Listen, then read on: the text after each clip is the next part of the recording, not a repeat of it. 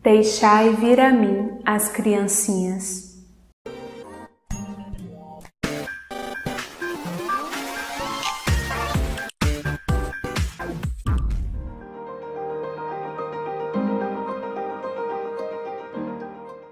O nosso estudo de hoje, da Revista Espírita de Allan Kardec, está no mês de fevereiro.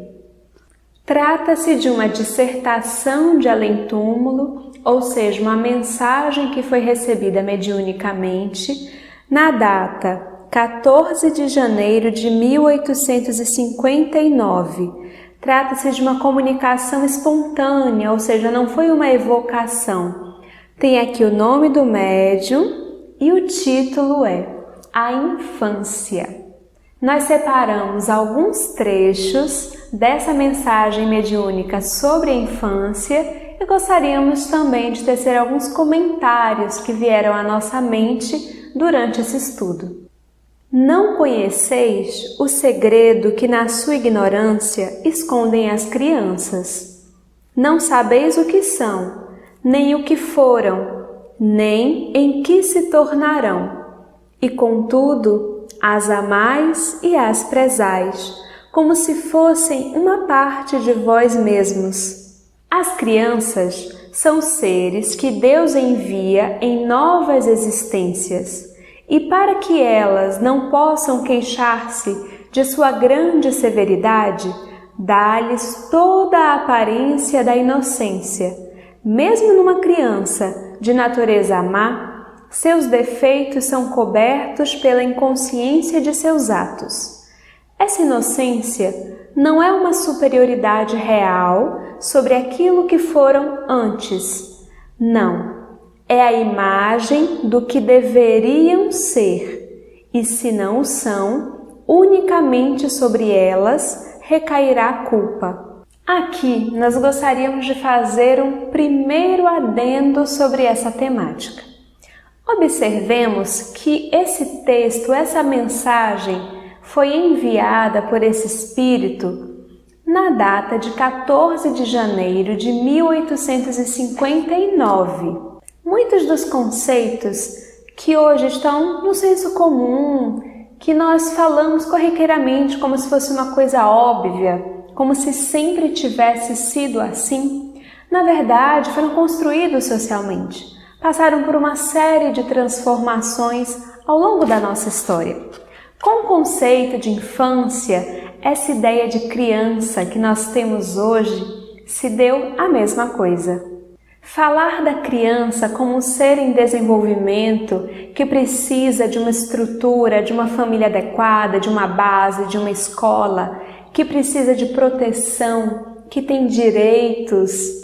E ainda que saibamos que no nosso planeta, nesse instante, milhares e milhares de crianças não têm os seus direitos garantidos, que milhares e milhares de crianças não têm acesso sequer a uma alimentação, a uma moradia dignas, apesar disso, essa temática é discutida. E várias ONGs, várias organizações buscam assegurar a essas crianças os seus direitos. Mas nem sempre foi assim. Essas coisas que estão tão em voga hoje, tão debatidas, esses conceitos que a gente acha que sempre existiram sobre a infância, já foram bem diferentes. Quem quiser saber mais sobre isso, aprofundar sobre isso, sobre essas transformações, um autor que eu li na faculdade, que eu gosto muito, um historiador, é o Philippe Arrier. E ele fala exatamente dessa historicidade, dessa transformação do conceito de infância, fala também da família. Eu vou colocar depois aqui a imagem do livro dele, História Social da Família, algo assim, mas que ele fala dessas transformações. É um livro maravilhoso que vale a pena conferir. E uma das coisas que ele fala e que outros historiadores também falam é exatamente dessas mudanças. Na Idade Média, nem existia essa palavra, essa ideia de criança, essa ideia de infância. As crianças eram adultos em miniatura. Inicialmente, as crianças nem eram contadas entre os membros da família, porque a mortalidade infantil era muito grande, então era muito comum que as crianças não vingassem. Quando a criança completava 7 anos, ela então já era considerada como um igual. Ela se vestia como um igual e ela passava a acompanhar os adultos nas tarefas de adultos. Se tinha uma execução pública, a criança assistia aquilo, ela não era preservada, não existia censura para as crianças. É muito diferente do que a gente pensa, do que a gente concebe hoje. E isso em muitos aspectos. Mas nós trouxemos apenas alguns pontos pincelando. A gente vai ver depois, no decorrer da história, isso indo mudando aos poucos, surgindo a ideia com os moralistas de uma educação, de uma escola, de um lugar onde as crianças fossem preparadas para o mundo adulto. E depois, com a Revolução Industrial, com a mudança no cenário da própria família, como a casa, um lugar para essa família, a indústria, um lugar para o trabalho. Toda essa transformação que nós estamos apenas pincelando rapidamente por aqui, foram acarretar na modernidade, na ideia que nós temos hoje da criança com direitos, da criança que precisa ser protegida, desse imaginário atual. O livro do Philippe Arrier chegou ao Brasil em 1960. Nós estamos aqui na França em 1859 e temos uma mensagem mediúnica falando sobre a infância. E já nos dizendo que essa criança, que esse ser que a gente olha hoje e não sabe quem foi, não sabe o que está fazendo aqui, qual a nossa ligação. Na verdade, esse ser tem uma série de outras existências. Esse ser tem uma caminhada até aqui, tem a sua própria trajetória. E existe uma sabedoria divina por trás da necessidade da existência desse período que nós chamamos de infância. E este ser terá uma responsabilidade sobre a sua existência e sobre o que fizer dessa existência. Mas não foi apenas por elas, pelas crianças, que Deus lhes deu esse aspecto de fragilidade. Foi também, sobretudo, por seus pais, cujo amor é necessário à sua fraqueza. E esse amor seria singularmente enfraquecido à vista de um caráter intolerante e impertinente, ao passo que, supondo os filhos bons e meigos, dão-lhes toda a sua afeição e os cercam das mais delicadas atenções. Eu não sei se você tem filho. Eu tenho uma filha de 1 ano e 3 meses. E é muito diferente ler esse tipo de coisa depois que você tem filho. Porque desde muito cedo a gente consegue perceber umas coisinhas, um jeitinho, uma certa personalidade, que a gente fala assim, não tem como isso ser de agora. Não tem a menor condição. Eu não ensinei isso. A pessoa pode até não ser espírita. A pessoa pode até não acreditar em imortalidade da alma e vida após a morte, mas ela deve se questionar. Se ela tiver uma convivência íntima com um serzinho em desenvolvimento, com um ser humaninho desse, ela deve ter uma pulga atrás da orelha. Só que aí vem a questão que o espírito apresenta. Muitas vezes, esse ser com 1 ano e 3 meses apresenta umas coisas, faz uns testes, que se fosse um ser com um aspecto já de adulto, a gente não ia ter paciência, não ia ter tolerância. Ia voltar talvez toda aquela carga dos encontros passados, tudo ia se presentificar rapidinho. Mas aí você olha, aquela carinha fofa, aquele sorrisinho, aquela bochechinha, aí você não aguenta. E aí você devota todo o seu amor, toda a paciência que você ainda não conquistou, você passa a trabalhar e devotar àquele ser. sabedoria divina. Outro ponto ainda que esse espírito apresenta é que esse ser que está agora na sua família pode inclusive ter vindo de um outro planeta. Com efeito, imaginai que o espírito das crianças que nascem entre vós pode vir de um mundo onde adquiriu hábitos completamente diferentes.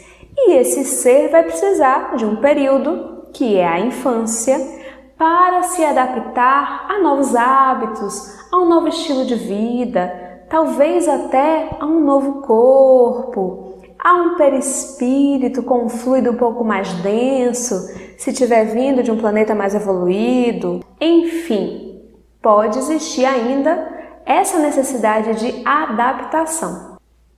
E agora a terceira, e sob o meu ponto de vista, principal utilidade da infância. A infância tem ainda outra utilidade. Os espíritos não entram na vida corporal senão para se aperfeiçoarem, para se melhorarem. A fraqueza da tenra idade os torna flexíveis, acessíveis aos conselhos da experiência e daqueles que devem fazê-los progredir. É então que podemos reformar o seu caráter e reprimir os seus maus pendores. Tem muitos pais que percebem que os seus filhos apresentam uma inteligência, uma perspicácia acima do comum. E várias pessoas já chegaram até nós com esse discurso.